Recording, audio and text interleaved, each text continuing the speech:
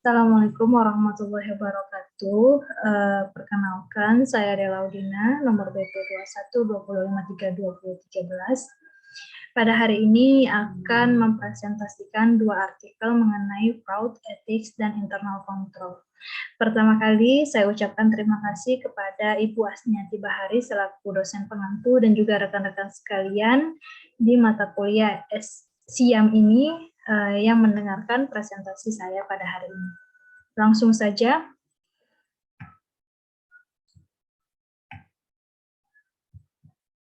Nah, adapun dua artikel yang akan saya bahas di sini. Pertama itu Risk Factor of Enterprise Internal Control under the Internet of Things Governance, a Qualitative Research Approach.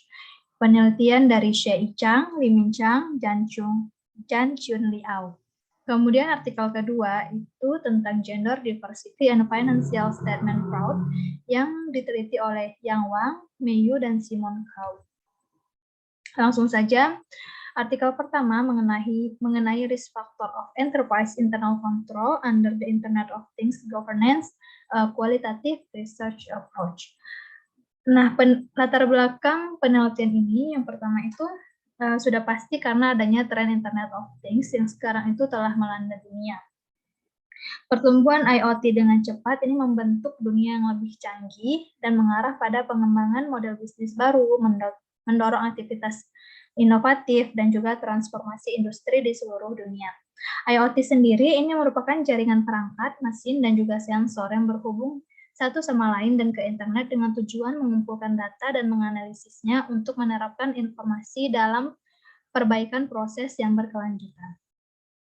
Nah, pertumbuhan pesat dari IoT ini tidak hanya membawa peluang bisnis baru yang cukup besar, tetapi juga menghasilkan banyak tantangan. Salah satunya adanya penyalahgunaan transaksi bisnis yang tidak sah, maupun adanya hacker pada perangkat atau sistem informasi IoT, dan juga tantangan-tantangan lainnya. Next, tujuan dari penelitian ini ada 3 yang dipaparkan oleh peneliti. Yang pertama, memperkuat penelitian tentang tata kelola teknologi informasi melalui penyelidikan mendalam tentang faktor-faktor risiko di lingkungan IoT. Kedua, mengklasifikasikan faktor risiko dan mempelajari kepentingannya dalam lingkungan IoT. Dan yang ketiga, untuk mengidentifikasi faktor risiko kritis yang mempengaruhi tata kelola pengendalian internal perusahaan di lingkungan IoT. Nah, tinjauan pustaka dalam penelitian ini itu ada 3 hal. Yang pertama, tata kelola teknologi informasi di lingkungan IoT. Nah, tujuan tata kelola teknologi informasi itu untuk memverifikasi apakah suatu perusahaan yang mengadopsi mekanisme ini sudah efektif untuk aplikasi teknologi informasi dalam memenuhi misi organisasi dan tujuan strategis organisasi. Nantinya area yang terintegrasi dari tata kelola teknologi informasi ini itu ada 6 hal yang akan saya tunjukkan di slide berikutnya. Lalu yang kedua ini tentang arsitektur DCM 3 lapis dari IoT. Jadi IEEE P2413 ini saat ini dianggap sebagai arsitektur 3 tingkat yang terdiri dari 3 layer. Ada device layer atau sensoring, connection layer atau networking and data communication, dan juga management layer atau application. Nah, akan saya jabarkan. Tingkat pertama ini lapisan perangkat atau penginderaan. Ini adalah arsitektur yang dirancang untuk mengidentifikasi objek dan mengumpulkan informasi. Contohnya seperti tablet, komputer, dan juga smartphone.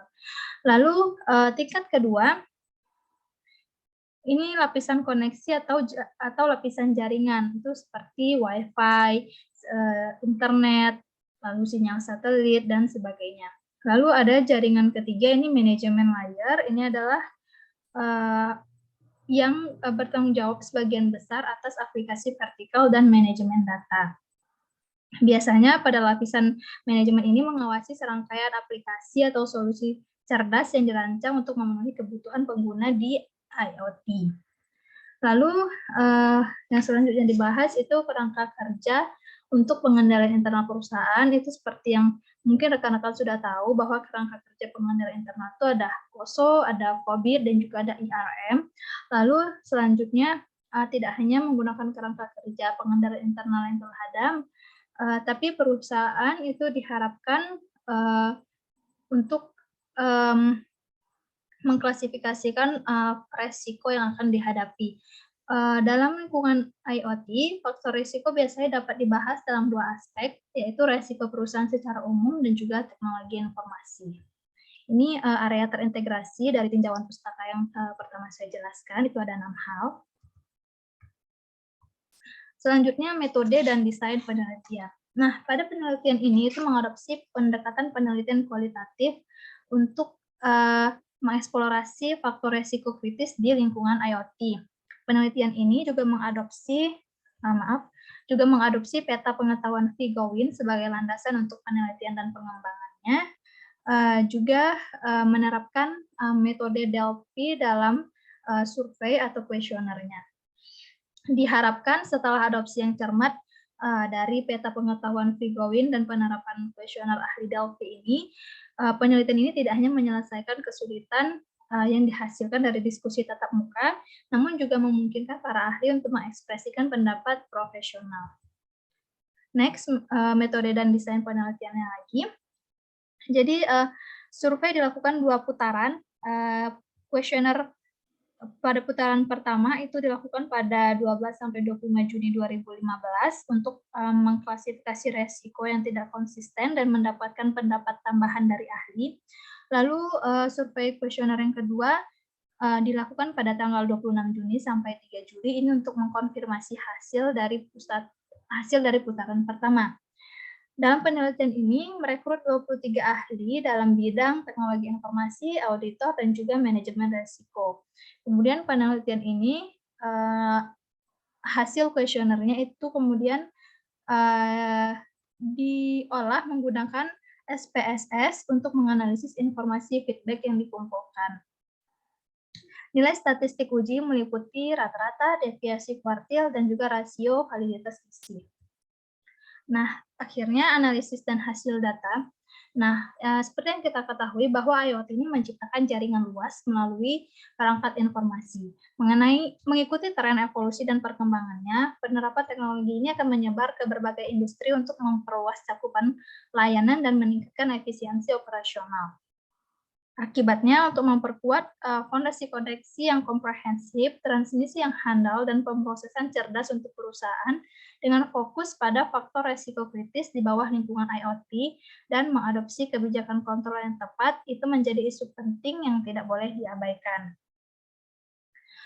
Nah, akhirnya berdasarkan pendapat ketiga ahli, tingkat kepentingan kategori resiko itu disediakan dalam tabel. Nah, ini jadi dalam penelitian ini ada 83 faktor resiko yang diteliti, yang dikategorikan menjadi 8 resiko. Ada resiko lingkungan, resiko proses, resiko pengambilan keputusan, resiko operasional, otorisasi, pemrosesan data dan teknologi informasi, moral, dan terakhir resiko keuangan. Nantinya dari survei kuesioner yang dilakukan, itu ketiga ahli akan memeringkati resiko apa yang harus menjadi fokus dari perusahaan. Nah, hasilnya, pertama, dalam pandangan semua ahli, analisis data menentukan bahwa resiko proses adalah aspek yang paling penting di antara kategori resiko, di antara semua kategori resiko. Lalu diikuti yang kedua ada moral, dan juga yang ketiga pemrosesan data dan teknologi informasi. Kedua, menurut ahli teknologi informasi, mereka berpendapat bahwa resiko proses adalah resiko yang paling signifikan yang mempengaruhi bisnis, diikuti oleh resiko pemrosesan data dan teknologi informasi, dan resiko otorisasi. Lalu ketiga, menurut auditor, malah resiko moral lah yang paling penting, kemudian diikuti oleh resiko proses dan otorisasi. Dan yang keempat, menurut ahli manajemen resiko, ini juga menempatkan resiko proses dan resiko moral sebagai yang pertama dan kedua di antara sebuah kategori resiko yang harus dikontrol dengan hati-hati di lingkungan IoT. Nah, adapun implikasinya untuk akademisi dan tata kelola IoT dari penelitian ini, yang pertama, untuk para akademisi, proses penelitian ini itu menyelidiki faktor resiko kritis IoT dan menerapkan metode penelitian Delphi. Jadi, hal ini itu dapat digunakan sebagai referensi bagi para akademisi untuk pengembangan masa depan, audit resiko organisasi, dan mekanisme pengendalian internal. Selain itu, pendekatan mengenai faktor-faktor resiko yang telah dikategorikan oleh peneliti itu juga dapat menjadi inspirasi bagi para akademisi untuk melakukan penelitian lebih lanjut di daerah-daerah atau negara yang sedang berkembang. Lalu implikasinya dari penelitian ini untuk tata kelola IoT. Penelitian ini telah mengidentifikasi 8 kategori faktor resiko yang mana telah dieksplorasi berdasarkan tinjauan literatur dan berdasarkan arsitektur DCM 3 lapis IoT. Jadi, hal ini bisa menjadi referensi bagi perusahaan untuk menjalankan pengendalian internal, di mana hasil ini tidak diragukan lagi, dapat membantu perusahaan dalam menemukan kira-kira potensi resiko di lingkungan IoT dan melakukan pengawasan keamanan yang memadai atas pengendalian internal untuk tata kelola IoT. Lalu keterbatasan penelitian, pertama, karena penelitian ini menggunakan metode penelitian kualitatif. Kedua, bidang aplikasi IoT itu sangat luas. Yang ketiga, karena pesatnya pertumbuhan teknologi yang muncul, maka lingkungan IoT ini sebenarnya lebih kompleks dan sulit diatur. Yang keempat, penelitian ini hanya menyelidiki faktor-faktor resiko yang mungkin menjadi ancaman dalam lingkungan IoT, namun tidak menawarkan langkah atau rencana yang layak bagi perusahaan untuk melaksanakan mekanisme auditnya atau menerapkan metode pengendalian internal.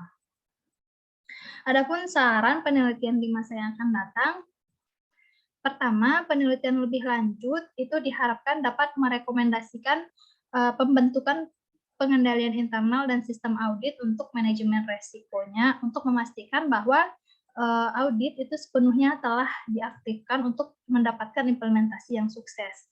Yang kedua, penelitian yang lebih mendalam itu mungkin diperlukan untuk lebih memverifikasi dan merevisi kebenaran faktor resiko melalui wawancara kasus atau survei empiris.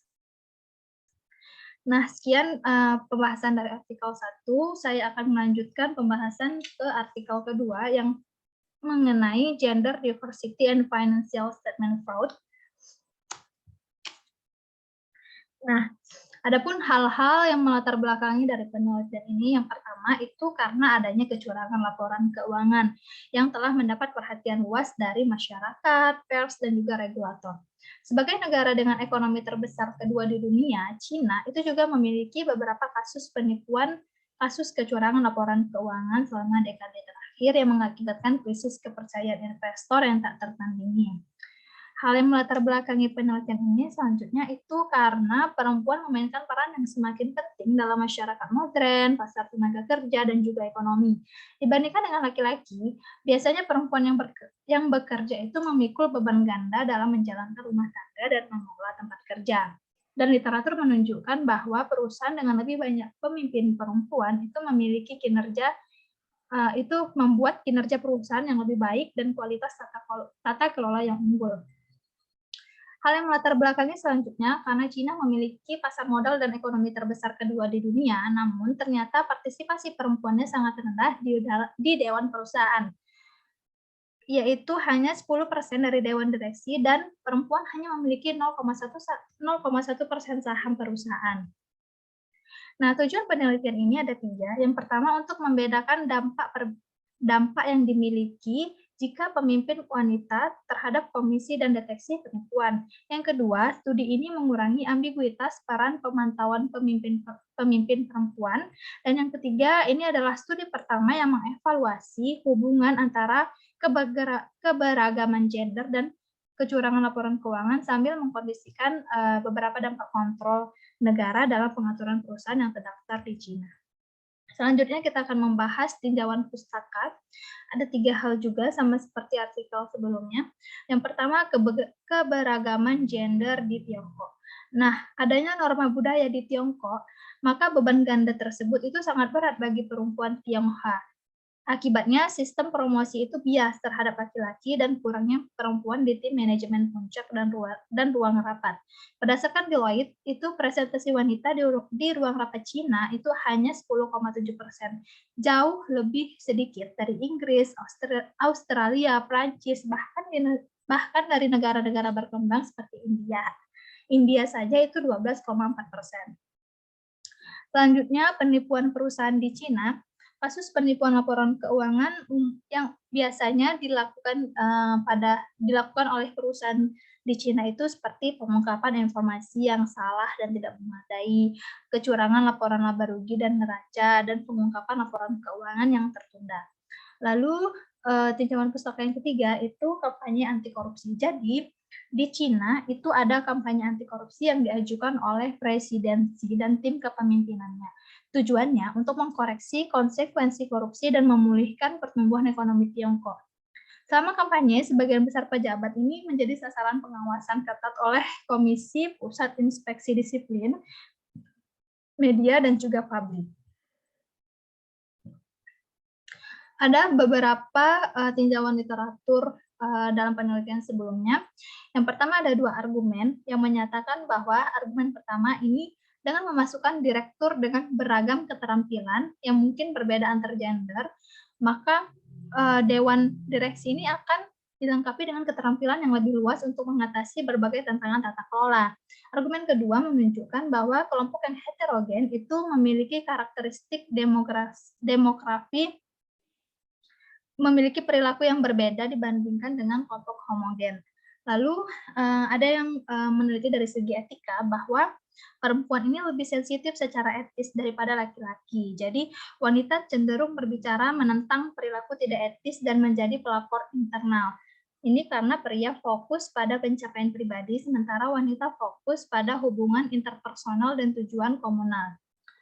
Kemudian ada juga literatur yang meneliti bahwa pemimpin wanita lebih menghindari resiko daripada pemimpin pria dalam membuat keputusan keuangan. Itu menurut penelitian Crosson dan juga Hanosek. Individu yang menghindari resiko cenderung tidak melakukan penipuan keuangan. Jadi intinya wanita lebih konservatif dan mereka biasanya mengadopsi strategi yang menghindari hasil terburuk. Ini menurut penelitian Bayernes. Kemudian, kalau sebelum-sebelumnya literatur itu mengemukakan positif dari keberagaman gender, namun ada juga yang mengungkapkan konsekuensi negatifnya itu dari penelitian Campbell dan Minguez-Vera. Jadi ada kemungkinan konsekuensi negatif untuk kualitas pelaporan keuangan ketika menambahkan lebih banyak wanita ke dewan perusahaan untuk tokenisme dan direktur wanita yang ditunjuk itu bisa saja kurang memenuhi syarat. Nah, pengembangan hipotesis, ada 3 hipotesis yang diangkat dari penelitian ini. Yang pertama, hipotesis 1 antara jenis kelamin dan kecurangan, representasi pemimpin perusahaan perempuan itu berhubungan negatif dengan kecenderungan perusahaan untuk melakukan kecurangan, tetapi berhubungan positif dengan deteksi kecurangan. Hipotesis kedua, antara gender, penipuan, dan kepemilikan negara, representasi pemimpin perempuan memainkan peran yang lebih lemah dalam komisi dan deteksi penipuan di BUMN dibandingkan non-BUMN. Yang ketiga, antara gender, penipuan, dan kampanye anti korupsi, menyatakan hipotesis efektivitas pemantauan pemimpin perempuan itu lebih terasa selama masa kampanye anti korupsi. Lanjut ke metode penelitian. Penelitian ini menggunakan model probit bivariat untuk mengatasi observabilitas parsial penipuan. Kemudian untuk data dan variabel, datanya mencakup semua perusahaan Cina yang terdaftar di bursa saham Shenzhen dan Shanghai dari tahun 2007 sampai tahun 2018. Variabel dependen penipuan laporan keuangan ini dikumpulkan dari laporan sanksi yang dikeluarkan oleh regulator CSRC, situs bursa saham Shanghai dan Shenzhen, dan CNinfo, situs web. Metode analisis isi diterapkan untuk mengkode berbagai jenis penipuan laporan keuangan. Kemudian, variabel independen itu meliputi perempuan, BUMN, dan juga anti korupsi. Dan ada beberapa variabel kontrol yang berkaitan dengan kemungkinan komisi penipuan itu juga disertakan dalam penelitian ini. Nah, analisis yang dilakukan itu ada statistik deskriptif, regresi, lalu ada pendekatan variabel instrumental, dan analisis ketangguhan yang akan saya jabarkan di slide berikutnya. Ini adalah tabel statistik deskriptif yang bisa teman-teman lihat bahwa dari tabel tersebut untuk rata-rata proporsi pemimpin wanita adalah 16,3%. Hasilnya sedikit lebih tinggi dari 14% seperti yang telah dilaporkan oleh penelitian sebelumnya, menunjukkan bahwa partisipasi perempuan sebagai pemimpin bisnis itu secara bertahap meningkat dari waktu ke waktu, karena tahun 2015 hanya 14%. Kemudian panel A di tabel 1 ini itu membandingkan karakteristik perusahaan yang curang dan tidak curang. Jadi proporsi rata-rata pemimpin perempuan untuk perusahaan yang curang itu 17%, sementara untuk tidak curang 16,3%.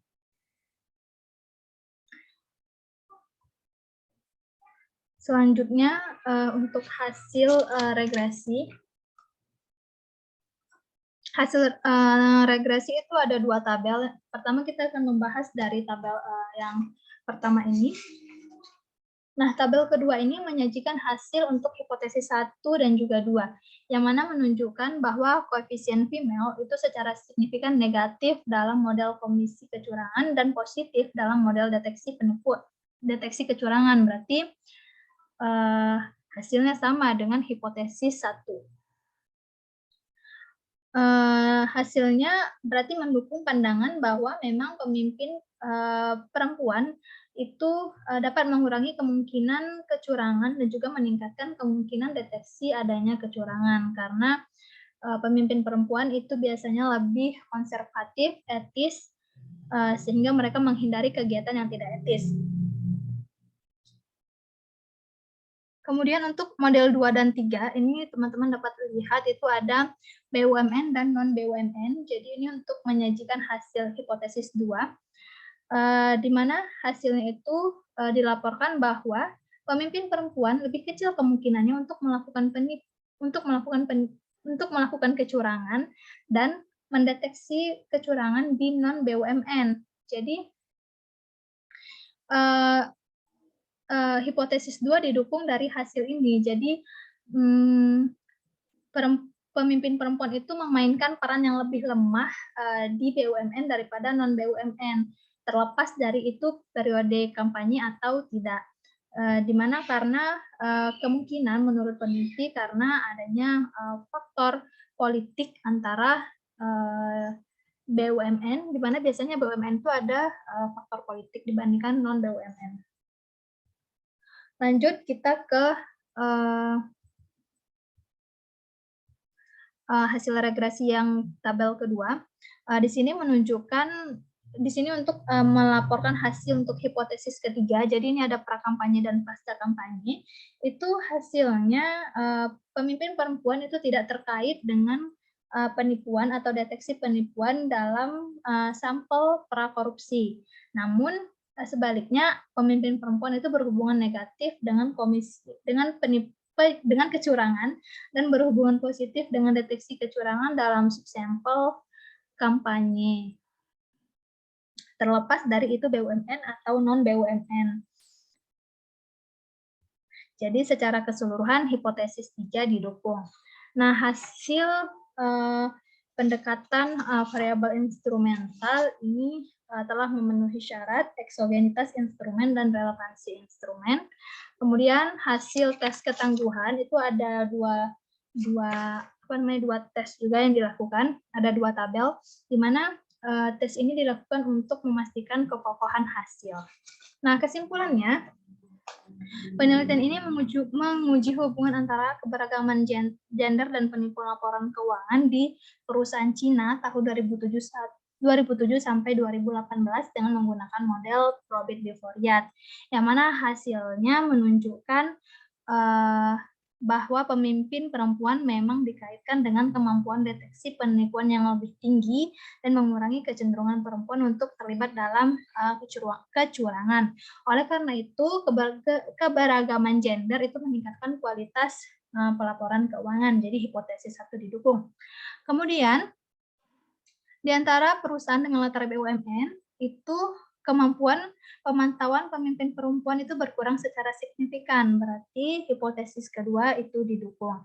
Dan yang ketiga, pemimpin perusahaan cenderung tidak berkomitmen dan lebih mungkin untuk mengungkapkan kasus penipuan pada periode pasca anti kampanye dibandingkan pada periode pra anti kampanye. Jadi hipotesis ketiga juga didukung. Nah, implikasinya bagi pembuat kebijakan ini ada 3. Yang pertama, dari temuan dalam penelitian ini itu diharapkan pembuat kebijakan itu menambahkan suara perempuan ke dalam tim kepemimpinan perusahaan. Kemudian mendorong keseimbangan gender dalam kepemimpinan perusahaan untuk menuai manfaat dari keberagaman gender. Kedua, peneliti merekomendasikan agar pembuat kebijakan mempertimbangkan sifat pengendali utama dari perusahaan. Dan yang terakhir, kampanye anti korupsi ini sebagian besar telah meningkatkan lingkungan hukum dan kelembagaan di Cina, sehingga pemerintah pusat maupun daerah serta regulator itu harus terus mendisiplinkan perilaku tidak etis para eksekutif, memperkuat penegakan hukum dan juga lingkungan hukum. Nah, untuk penelitian di masa depan, peneliti menyarankan bahwa penelitian masa depan itu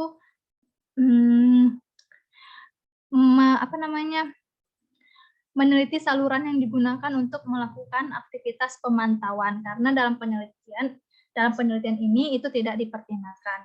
Yang kedua, mungkin akan menarik untuk mengidentifikasi apakah akan ada perilaku curang yang berbeda ketika pemimpin perempuan benar-benar memegang posisi teratas dalam perusahaan.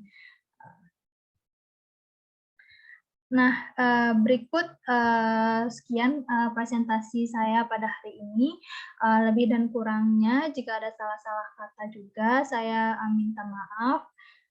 Saya ucapkan terima kasih. Assalamualaikum warahmatullahi wabarakatuh.